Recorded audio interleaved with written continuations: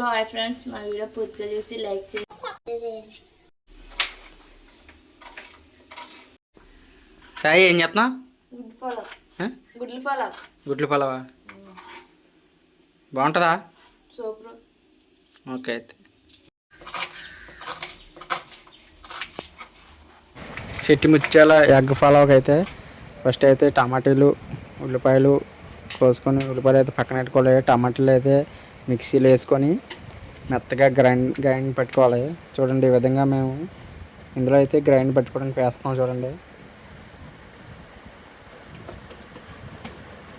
ఈ విధంగా గ్రైండ్ పెట్టుకొని మెత్తగా నలిగేటట్టు చేసుకోవాలి.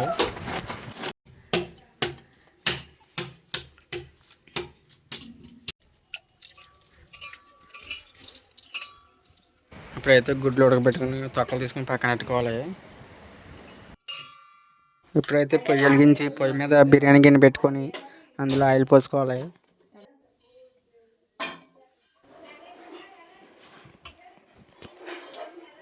ఆయిల్ పోసిన తర్వాత కొద్దిగా పసుపు, కొద్దిగా కారం వేసి మనం ముందుగా ఒలిచి పెట్టుకున్న గుడ్లు అయితే వేపుకోవాలి.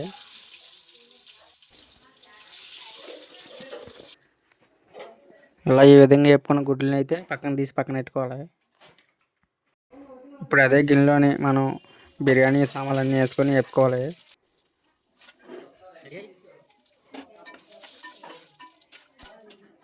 ఈ విధంగా వేపుకున్న తర్వాత ఉల్లిపాయలు వేసుకోవాలి. ఫస్ట్ అయితే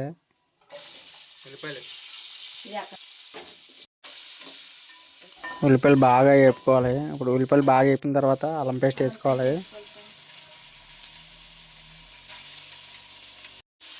అల్లం పేస్ట్ బాగా వేపుకోవాలి.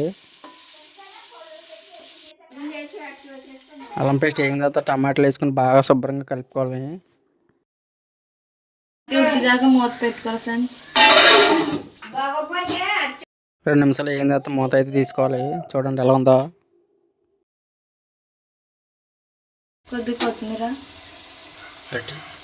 కొద్దిగా పుదీనా వేసుకొని కలుపుకోవాలి.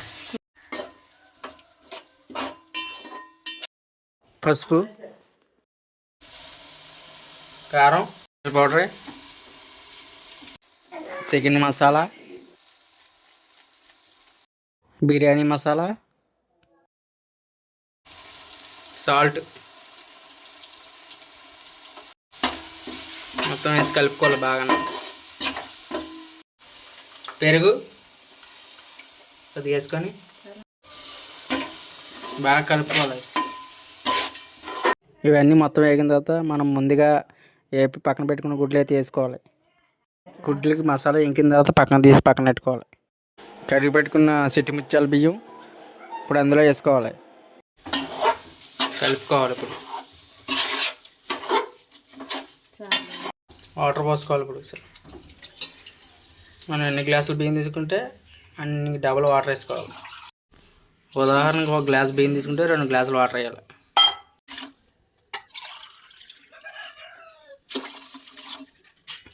ఈ విధంగా వాటర్ పోసిన తర్వాత మూత అయితే పెట్టుకోవాలి.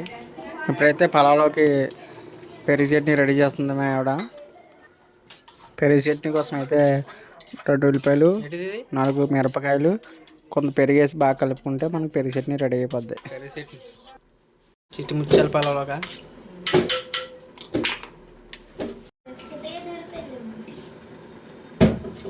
సాల్ట్ వేసిన తర్వాత కొద్దిగా కొత్తిమీర వేసుకుంటే పెరుగు చట్నీ రెడీ అయినట్టే. ఇప్పుడు మూత తీసి తీసుకుంటే మనకి పలావ్ రెడీ అయిపోయినట్టు. చూడండి, సూపర్ ఉంది కదా. పలావ్ రెడీ అయిపోయింది.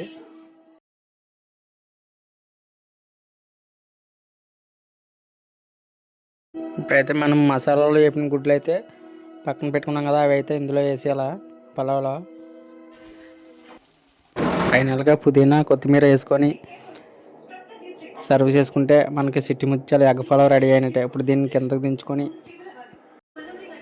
అరిటాకు వేసుకొని అందులో మన పలావ్ పెట్టుకొని మనం ముందుగా కలిపి పెట్టుకున్న పెరుగు చట్నీ వేసుకొని తింటే ఉంటుంది మజా.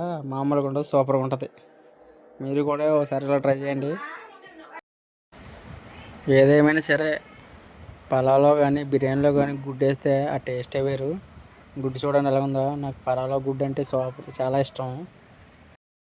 చూడండి, మా ఆవిడ కూడా తింటుంది.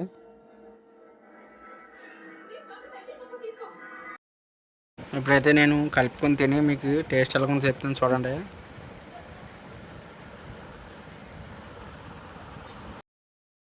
ఈడేంట్రా ఇలా తింటున్నాడని మీరు ఏమనుకోకండి. ఎందుకంటే మనం చేసిన వంటకం మనం తిని చూపిస్తేనే దాన్ని వీడియో హైలైట్ అవుతుందని తిని చూపిస్తున్నాను. దయచేసి మరి ఇలా వేరేలా అనుకోకండి ప్లీజ్. మన వీడియో నచ్చినట్టయితే లైక్ చేయండి, పక్కా సబ్స్క్రైబ్ మాత్రం చేసుకోవడం మర్చిపోకండి.